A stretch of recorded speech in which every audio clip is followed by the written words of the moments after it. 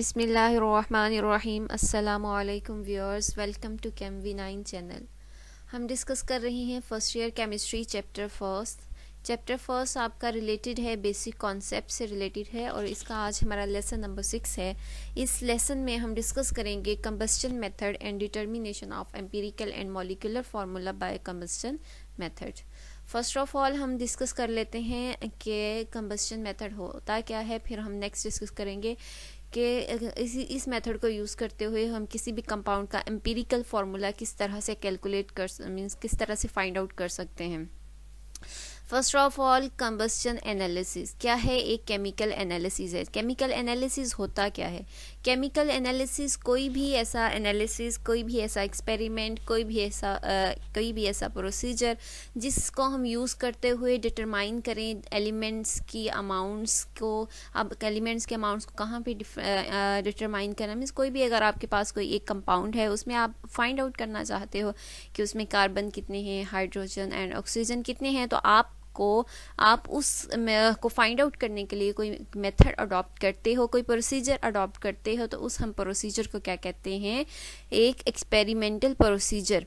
वो जो experimental procedure होता है उसे हम क्या कहते हैं? Chemical analysis. केमिकल एनालिसिस क्या है? Any experimental procedure for the determination of amounts of elements in a compound. अब कंबस्टन एनालिसिस एक केमिकल एनालिसिस है। कैसा? डिफरेंट एलिमेंट्स के लिए हम डिफरेंट प्रोसीजर्स अडॉप्ट करते हैं। तो जो कंबस्टन एनालिसिस है ये किसके लिए हम करते हैं? मोस्टली जो कंबस्टन एनालिसिस है इसको हम यूज़ करते हैं ऑर्गेनिक कंपाउंड्स में की डिटर्मिनेशन में। ऑर्गेनिक कंपाउंड्स में डिटर्मिनेशन किसकी हम कर रहे होंगे? मींस परसेंटेज चेक कर रहे होंगे hydrogen and carbon and hydrogen की। तो कंबस्टन एनालिसिस क्या है? केमिकल एनालिसिस है। क्यों करते हैं हम इसे यूज़ करते हैं? किन कंपाउंड्स के लिए यूज़ करते हैं? ऑर्गेनिक कंपाउंड्स के लिए। ऑर्गेनिक कंपाउंड्स के लिए क्यों यूज़ करते हैं? To calculate high percentage of carbon and hydrogen. तो कंबस्टन एनालिसिस की डिफाइन आपको क्लियर हो गई होगी। उसके बाद हम इसका प्रिंसिपल देख लेते हैं। कंबस्टन एनालिसिस में का प्रिंसिपल ये है कि आपके जो ऑर्गेनिक कंपाउंड्स होते हैं, ऑर्गेनिक कंपाउंड्स में होता है कार्बन एंड हाइड्रोजन। तो वह कंबस्टन एनालिसिस में हम क्या करते हैं कि जो कार्बन होता है उसको हम ऑक्सीडाइज करवाते हैं इनटू कार्बन डाइऑक्साइड्स में, मींस कार्बन के को उसके ऑक्साइड्स में कन्वर्ट करवाते हैं। इसी तरह जो हाइड्रोजन है, हाइड्रोजन जो है ऑर्गेनिक कंपाउंड्स में, उन ऑर्गेनिक कंपाउंड्स में जो हाइड्रोजन होता है उसको हम कन्वर्ट करवाते हैं वाटर में। तो कंबस्टन एनालिसिस का प्रिंसिपल क्या है कि हमने ऑर्गेनिक कंपाउंड्स में मौजूद कार्बन और हाइड्रोजन को उनके ऑक्साइड्स में कन्वर्ट करवाना है। कार्बन को उसके ऑक्साइड कौन से? Carbon dioxide. और हाइड्रोजन को किस में कर लेंगे? वाटर में। जी, तो नेक्स्ट है हमारा ये था कंबस्टन एनालिसिस। नेक्स्ट हम देख लेते हैं कि हमारे कंबस्टन एनालिसिस का प्रोसीजर क्या है, मीन्स हम इसमें किस तरह से हम कंबस्टन करवा रहे होते हैं। इसका प्रोसीजर ये है कि हम कोई भी ऑर्गेनिक कंपाउंड लेते हैं, उस ऑर्गेनिक कंपाउंड को हमने क्या करवाना होता है? बर्न करवाना होता है। हम किसी फर्नेस में करवा सकते हैं, मीन्स जहाँ भी हम उसको करवा रहे हैं उसको हमने बर्न करवाना है। बर्न करवाना किस फॉर्म में है, किस चीज़ में है? इन अ ग्लास ट्यूब। आप किसी ग्लास ट्यूब में करवा रहे हैं, किसी फर्नेस में करवा रहे हैं, या जहाँ भी आप जिस भी कंटेनर में करवा रहे हैं ऑर्गेनिक कंपाउंड को बर्न, वहाँ पे आपने करना क्या है कि वहाँ पे ऑक्सीजन की जो एक्सेस अमाउंट में ऑक्सीजन प्रोवाइड करनी है उस बर्निंग में। और ऐसे भी हमें पता है कि बर्निंग प्रोसेस ऑक्सीजन की प्रेजेंस में ही होती है, अदरवाइज कंबस्टन नहीं होती। तो इस मेथड में हमने ऑक्सीजन एक्सेस अमाउंट में वहाँ पे प्रोवाइड करनी है, और एक्सेस अमाउंट में जब प्रोवाइड करेंगे तो ऑर्गेनिक कंपाउंड को बर्न करवाएंगे। जब ऑर्गेनिक कंपाउंड बर्न होगा तो उससे हमें क्या मिलेंगे? Oxides of hydrogen and carbon. इसके अलावा जो भी हम ले रहे होंगे फर्नेस, उसमें एक लेयर होती है क्यूप्रस ऑक्साइड की एंड में। क्यों होती है वो? इसलिए होती है क्योंकि कार्बन के जब हम ऑक्साइड्स में बनाना है तो दोनों पॉसिबिलिटीज़ है कि कार्बन के मोनोऑक्साइड्स भी की फॉर्मेशन भी होगी और कार्बन डाइऑक्साइड की फॉर्मेशन भी होगी। तो इसलिए अगर कार्बन मोनोऑक्साइड की फॉर्मेशन होती है तो इसलिए हम यूज़ करते हैं क्यूप्रस ऑक्साइड, ताकि अगर कार्बन मोनोऑक्साइड की फॉर्मेशन होती है तो क्यूप्रस ऑक्साइड कार्बन मोनोऑक्साइड की फॉर्मेशन कार्बन मोनोऑक्साइड के साथ रिएक्ट करके उसको कार्बन डाइऑक्साइड में कन्वर्ट करवा दे, क्योंकि कार्बन मोनोऑक्साइड नहायत ही डेंजरस होती है हमारे लिए। और डेंजरस क्यों होती है, कितनी डेंजरस होती है, इवन कि 0.5% भी अगर कहीं पे अमाउंट है कार्बन मोनोऑक्साइड की तो एक इंसान की डेथ के लिए इतनी काफ़ी है। तो इसलिए हम कार्बन मोनोऑक्साइड की बजाय हम किसको प्रोड्यूस करवाते हैं, कार्बन डाइऑक्साइड। कार्बन मोनोऑक्साइड को वहीं क्यूपरस ऑक्साइड के साथ रिएक्ट करवा के उसको वहाँ से रिमूव करवा दिया जाता है in the form of carbon dioxide. Combustion analysis में जो रिएक्शंस होते हैं उनको देख लेते हैं। एक तो हमारा ऑर्गेनिक कंपाउंड है। ऑर्गेनिक कंपाउंड में क्या होंगे, कार्बन, हाइड्रोजन एंड ऑक्सीजन। अब हम उन्हें करवा क्या रहे हैं, बर्न करवा रहे हैं किसकी प्रेसेस में, ऑक्सीजन की प्रेसेस में। तो इसका मतलब है ऑर्गेनिक कंपाउंड जब आपका ऑक्सीजन के साथ रिएक्ट करेगा तो ये किस फॉर्म में कन्वर्ट हो जाएगा, कार्बन डाइऑक्साइड में, हाइड्रोजन वाटर में। तो इसी तरह से अगर उसी फर्नेस में कोई कार्बन मोनोऑक्साइड की प्रोडक्शन भी हो रही है, कार्बन मोनोऑक्साइड की प्रोडक्शन तब होती है जब आपकी ये वाली जो ऑक्सीजन है ये एक्सेस अमाउंट में ना हो। ये प्रॉपर ऑक्सीजन अगर हम प्रोवाइड ना कर रहे हों तो कार्बन डाइऑक्साइड के साथ साथ कार्बन मोनोऑक्साइड भी प्रोड्यूस हो रही होती है। वैसे तो जहाँ भी बर्निंग का प्रोसेस होता है कार्बन मोनोऑक्साइड और कार्बन डाइऑक्साइड दोनों ही प्रोड्यूस हो रही होती हैं, लेकिन अगर हम ऑक्सीजन को लिमिटेड उसमें रख दें कि लिमिटेड प्रोवाइड करें, ऑक्सीजन एक्सेस अमाउंट में ना हो, तो फिर कार्बन मोनोऑक्साइड की फॉर्मेशन के चांसेस ज़्यादा होते हैं। तो क्यूपरस ऑक्साइड क्या करता है, कार्बन मोनोऑक्साइड के साथ रिएक्ट करता है और बना देता है कार्बन डाइऑक्साइड, और कॉपर सेपरेट हो जाता है। इस तरह से मोनोऑक्साइड्स भी हम किस में कन्वर्ट करवा लेते हैं, कार्बन डाइऑक्साइड में। नेक्स्ट हमारी डायग्रामेटिक रिप्रेजेंटेशन है कंबस्शन एनालिसिस की। सबसे पहले हमने क्या करना है कि ऑक्सीजन हमारी किस में हो, एक्सेस अमाउंट में हो। ऑक्सीजन का हमने कहाँ पे मूव करवाना है, एक फर्नेस में। फर्नेस कहते हैं भट्टी को, जहाँ भी हम किसी चीज़ को जलाते हैं, या कोई भी ऐसी चीज़ जहाँ पे टेम्परेचर बहुत ज़्यादा मीन्स थाउजेंड्स में टेम्परेचर होता है, उसको हम क्या कहते हैं, फर्नेस। अब फर्नेस पे हमने एक तो ऑक्सीजन प्रोवाइड करनी है और दूसरा उसी फर्नेस में क्या होना चाहिए, जो वो सैंपल जिसको आप बर्न करवाना चाहते हो। तो सैंपल ऑफ ऑर्गेनिक कंपाउंड कोई भी होना चाहिए। ऑर्गेनिक कंपाउंड कौन से होते हैं, कार्बन, हाइड्रोजन, ऑक्सीजन, ये वाले। तो ये आपका किस में होना चाहिए, फर्नेस में। जब इतने टेम्परेचर पे ये बर्न हो गया ऑर्गेनिक कंपाउंड, तो ऑक्सीजन के साथ मिलके क्या बना देगा, कार्बन डाइऑक्साइड, वाटर और अदर सब्सटेंसेस। अब ये वाले जो होंगे कार्बन डाइऑक्साइड, वाटर और अदर सब्सटेंसेस, इनको मूव करवाएंगे नेक्स्ट कंटेनर में। नेक्स्ट कंटेनर में क्या होगा, मैग्नीशियम परक्लोरेट। अब मैग्नीशियम, ये जो परक्लोरेट है, ये क्या करेगा, जितना मिक्सचर आपका फर्नेस से आएगा उसमें से जो वाटर होगा उसको अब्जॉर्ब कर लेगा। मीन्स इस कंटेनर में जितना वाटर होगा उस सारे वाटर को क्या करवा लिया जाएगा, एब्जॉर्ब। तो इसलिए इसको क्या कहते हैं, इस को वाटर एब्जॉर्बर भी कहते हैं। अब जब वाटर यहाँ पे एब्जॉर्ब हो जाएगा तो नेक्स्ट हमारा क्या मूव करेगा, सिर्फ कार्बन डाइऑक्साइड और अदर सब्सटेंसेस जो यहाँ पे डिजॉल्व नहीं हुए होंगे, जो वाटर से रिलेटेड नहीं है। तो कार्बन डाइऑक्साइड और अदर सब्सटेंसेस जब नेक्स्ट उसमें मूव करेंगे तो नेक्स्ट है हमारा नेक्स्ट कंटेनर, उसमें क्या है 50% KOH, पोटेशियम हाइड्रोक्साइड है। तो ये पोटेशियम हाइड्रोक्साइड का काम क्या है कि ये क्या करेगा, कार्बन डाइऑक्साइड को अब्जॉर्ब करवा लेगा, इसलिए इसे क्या कहते हैं, कार्बन डाइऑक्साइड अब्जॉर्बर। अब जितनी कार्बन डाइऑक्साइड होगी वो इसमें अब्जॉर्ब हो जाएगी, तो नेक्स्ट हमारे जितने भी अदर सब्सटेंसेस बचेंगे वो नेक्स्ट मूव आउट हो जाएंगे। जो भी अब्जॉर्ब नहीं होंगे, जो बच जाएंगे एंड में, वो नेक्स्ट मूव हो जाएंगे। तो ये कंप्लीट एक प्रोसेस होगा जिसमें 3 चीज़ें इन्वॉल्व हैं, एक फर्नेस, एक हमारा वाटर अब्जॉर्बर, एक कार्बन डाइऑक्साइड अब्जॉर्बर। जो फर्नेस है उसमें हमने ऑक्सीजन प्रोवाइड की और सैंपल, जो भी सैंपल हम बर्न करवाना चाहते हैं वो सैंपल है। वाटर अब्जॉर्बर में हमारा मैग्नीशियम परक्लोरेट है और नेक्स्ट हमारा कार्बन डाइऑक्साइड अब्जॉर्बर में 50% KOH है। मैग्नीशियम परक्लोरेट वाटर को एब्जॉर्ब करेगा और KOH कार्बन डाइऑक्साइड को एब्जॉर्ब करेगा, और नेक्स्ट जो बच जाएगा उसको नेक्स्ट मूव करवा दिया जाएगा।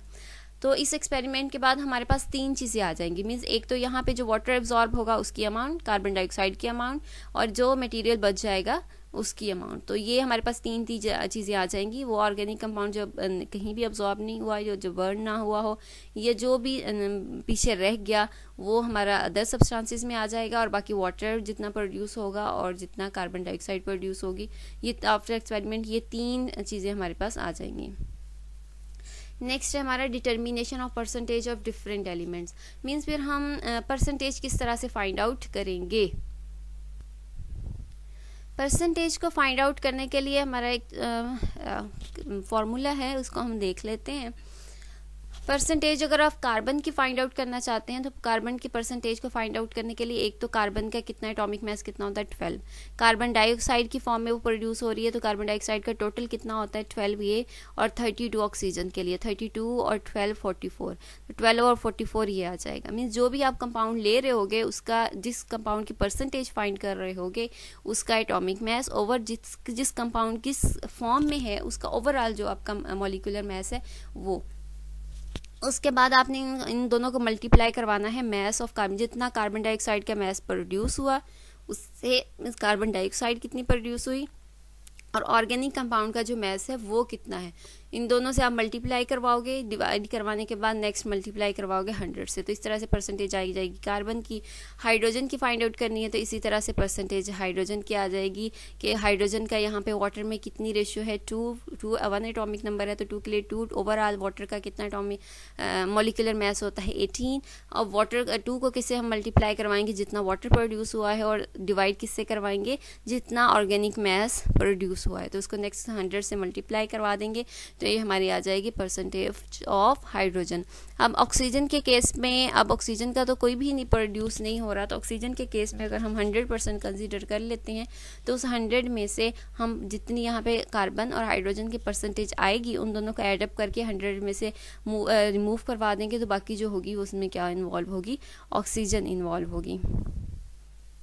अच्छा जी, नेक्स्ट है steps for the determination of empirical and molecular formula. Means जितना ये कंबस्शन एनालिसिस हमने किया है इस तरह से इसको यूज़ करते हुए हम किस तरह से empirical and molecular formula determine कर सकते हैं। बहुत इंपॉर्टेंट स्टेप्स हैं और बहुत ही आसान है, इसमें कंफ्यूज होने वाली कोई बात नहीं है। ध्यान से समझ के सुनिएगा और इंशाल्लाह आप इसको अच्छे से समझ आ जाएगी।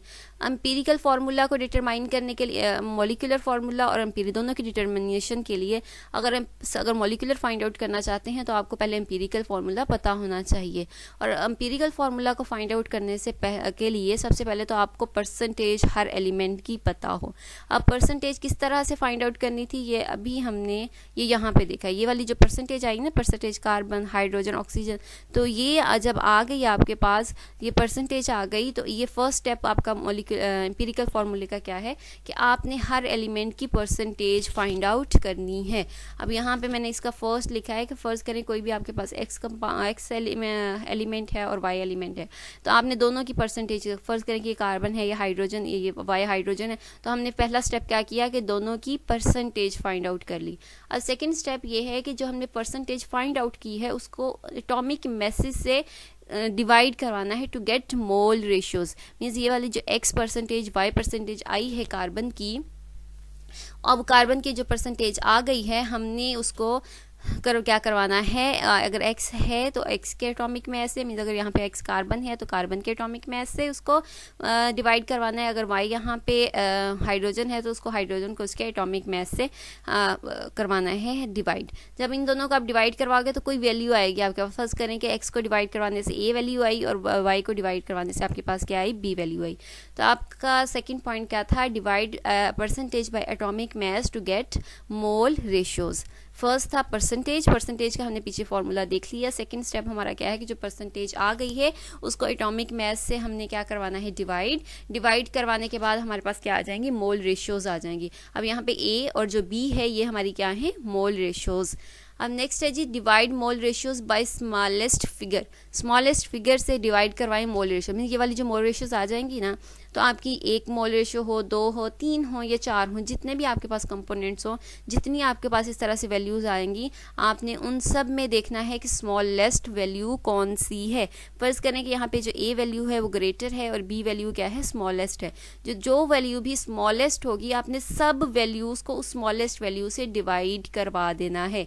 दोबारा से सुन लें, आपने परसेंटेज फाइंड करने के बाद एटॉमिक मास से डिवाइड किया तो हर एलिमेंट के लिए आपकी एक रेंज आ जाएगी हर एलिमेंट के लिए। फिर उन सब में आपने देखना है कि सबसे स्मॉलेस्ट कौन सी है, जो सबसे स्मॉलेस्ट होगी सबको उसके साथ डिवाइड करवाना है। जैसे फर्ज करें यहाँ पे बी स्मॉलेस्ट है तो आपने यहाँ पे क्या करना है, ए को भी डिवाइड करवाना है बी से, और यहाँ पे फिर बी को भी डिवाइड करवाना है, इससे था बी से, सॉरी मैंने यहाँ शायद ए लिख दिया है लेकिन यहाँ पे बी आएगा, बी को हमने डिवाइड करवाना है बी से।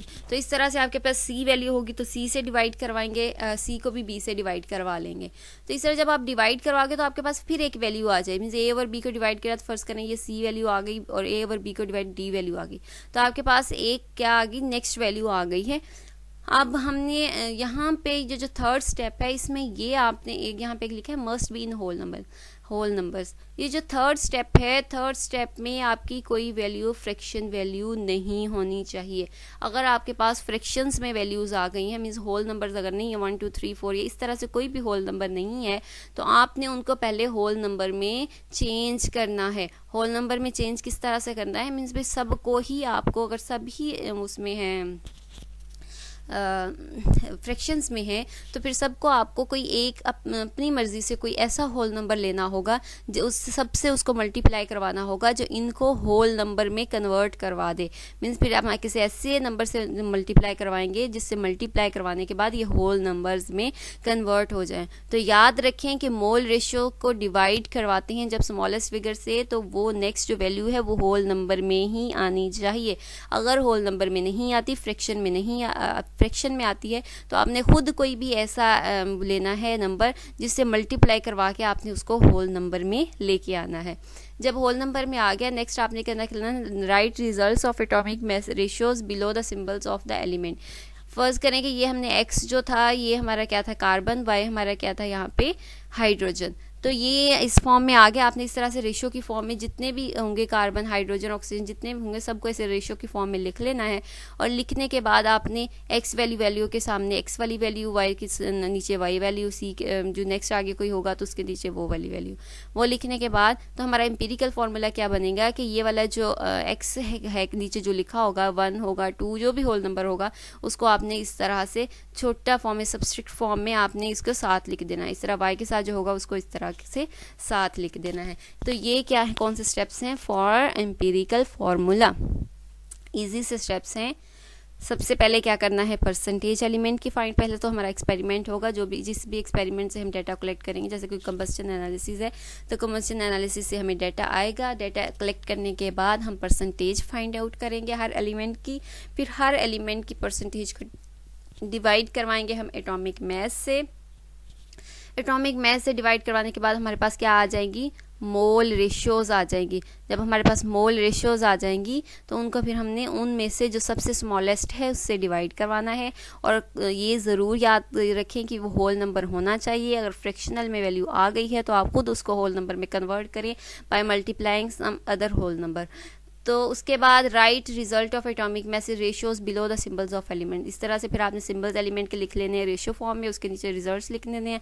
उनको रिजल्ट्स लिखने के बाद उनको इस स्टेट में आपने मेंशन कर देना है। नेक्स्ट जब आपके पास एम्पिरिकल फार्मूला आ जाएगा तो अब आपके पास थोड़ी वो है पॉसिबिलिटी है कि आप उसका मॉलिक्यूलर फार्मूला फाइंड आउट कर सकें। तो मॉलिक्यूलर फार्मूला के लिए स्टेप्स लिख लेते हैं। मॉलिक्यूलर फार्मूला का जो फर्स्ट स्टेप है उसके लिए तो पहला पॉइंट आपका ये है कि आपने एम्पिरिकल फार्मूला फाइंड आउट करना है। अब जो एम्पिरिकल फार्मूला आ जाएगा आपके पास तो आपने सेकंड स्टेप उसका क्या करना है, डिटरमाइन करना है उसका फार्मूला मास। किसका फार्मूला मास, ये जो एम्पिरिकल फार्मूला आया है, एम्पिरिकल फार्मूला यहाँ पे अगर आया है CH अगर आया है तो उसका फार्मूला क्या होगा, C कार्बन 12 और हाइड्रोजन 113, तो उसका फार्मूला मास क्या होगा 13। इस तरह से एम्पिरिकल फार्मूला जो भी आपका आया, फर्स्ट करें यहाँ पे आपका एम्पिरिकल फार्मूला आया HO अगर एम्पिरिकल फार्मूला आया तो H क्या है 1, ऑक्सीजन क्या है 16, तो ये क्या बन जाएगा फार्मूला में 17। इस तरह से अगर आपका कोई भी डिफरेंट है, वाटर था, वाटर का आया है H2O एम्पिरिकल फार्मूला आया, H2 के लिए वही आपका फार्मूला मैस क्या हो जाएगा 18। तो इस तरह से जो एम्पिरिकल फार्मूला आया आपने उसका उसी एम्पिरिकल फार्मूले का क्या फाइंड आउट कर लेना है, फार्मूला मैस। वो करने के बाद नेक्स्ट आपने डिटरमाइन करना है n। अब फार्मूला मैस हमने क्यों फाइंड आउट किया, किसके लिए, n की वैल्यू के लिए। हम पहले मॉलिक्यूलर फार्मूला के लिए हम पढ़ चुके हैं एक फार्मूला कि मॉलिक्यूलर फार्मूला हम किस तरह से रिप्रेजेंट कर सकते हैं कि अगर हम n को मल्टीप्लाई करवा दें एम्पिरिकल फार्मूला से। एम्पिरिकल फार्मूला तो हमें इन स्टेप से एम्पिरिकल फार्मूला तो मिल गया, लेकिन हमें n वैल्यू नहीं पता। तो n वैल्यू को फाइंड आउट करने के लिए हमें क्या करना होगा, एक तो फार्मूला मैस फाइंड आउट करना होगा। फार्मूला मैस किस तरह से आएगा, जो एम्पिरिकल फार्मूला आया है उसी का मैस फार्मूला मैस होगा। तो फार्मूला मैथ्स किस तरह से फाइंड आउट होगा, जो एम्पिरिकल फार्मूला हमारे पास आया होगा उसी का मैथ्स क्या होगा, एम्पिरिकल फार्मूला मैथ्स। अब जो भी कंपाउंड है जिसको हमने बर्न करवाया था, मीन्स कुछ तो होगा ना जिसको हम बर्न करवा रहे हैं, उसका कोई नेम तो होगा, तो वो वाला जो कंपाउंड है फिर हमने उसका फाइंड आउट करना है मॉलिक्यूलर मैस, मीन्स उसका मॉलिक्यूलर मैस कितना है। मोस्टली जब आपको इस तरह से न्यूमेरिकल्स आते हैं तो आपको मॉलिक्यूलर मैस मेंशन कर देते हैं फार्मूला में ही, स्टेटमेंट में ही कि मॉलिक्यूलर मैस ये है। परसेंटेज भी समटाइम होता है कि परसेंटेज आपको बता देते हैं कि परसेंटेज इस कार्बन इतने परसेंट है, हाइड्रोजन इतने परसेंट है, और मॉलिक्यूलर मैस जो है वो इतने परसेंट है। अब आप फाइंड आउट करें empirical formula and molecular formula. Percentage जब आ गई तो आपने सबसे पहला स्टेप परसेंटेज को एटॉमिक मैस से किया, एटॉमिक मैस से जो वैल्यू है जो स्मॉलेस्ट है उससे डिवाइड करवाया, फिर जो वैल्यू है उसको इस तरह से रेशियो फॉर्म में लिख दिया। रेशियो फॉर्म में मॉलिक्यूलर फार्मूला के लिए सबसे पहले आपने एम्पिरिकल फार्मूला फाइंड आउट किया, फिर उस एम्पिरिकल फार्मूला का आपने फार्मूला मैस फाइंड आउट किया। फार्मूला मैस फाइंड आउट करने के बाद मॉलिक्यूलर मैस मोस्टली आपको इसी स्टेटमेंट में ही मिल जाता है। तो फिर आपने क्या करना है, एन वैल्यू किससे इक्वल होती है, n equal to molecular mass over formula mass. जो आपका मॉलिक्यूलर मैस आया उसको आपने ऊपर रखना है नोमिनेटर में और फार्मूला मैस डिनोमिनेटर में रख के फिर आपने डिवाइड करवाने से जो नंबर आएगा वो आपका क्या होगा, एन।